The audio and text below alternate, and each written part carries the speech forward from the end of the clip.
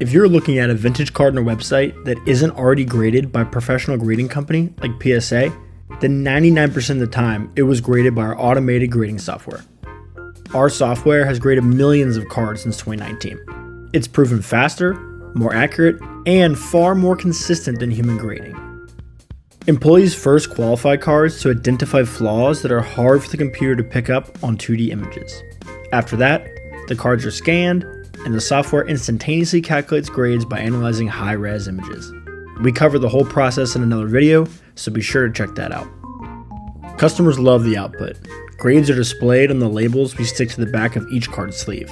On the website, our detailed grading stats let you know exactly why each card is graded the way it is. These fully transparent report cards feature our custom grading metrics, and final grades are shown at the bottom. Grades are calculated from highly precise measurements of the card's corners, border width, and tilt. Corner completeness is measured, and cards with corners that are sharper and more complete receive higher scores than cards with corners that are dinged or rounded. Based on border width, cards with borders that are even on all four sides get higher scores than cards with uneven borders. Let's look at some examples on our automated grading page, which is linked in several places on the homepage if you want to check it out.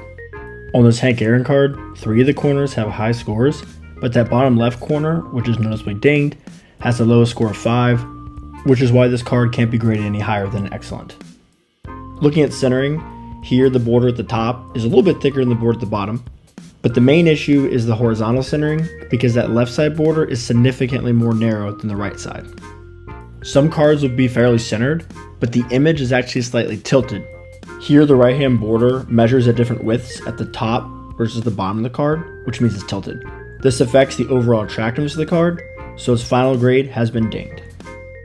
Final grades are deducted if a card has any flaws. This Pistol Pete card, which has decent corners and centering, is held back by that severe crease in the upper right hand corner. If you look right above the final grade on the stat sheet, you'll see the maximum grade this card can be is a 3. Here's the full list of all the flaws that can affect a card's final grade. Flaws include creases, gum stains, and pen marks.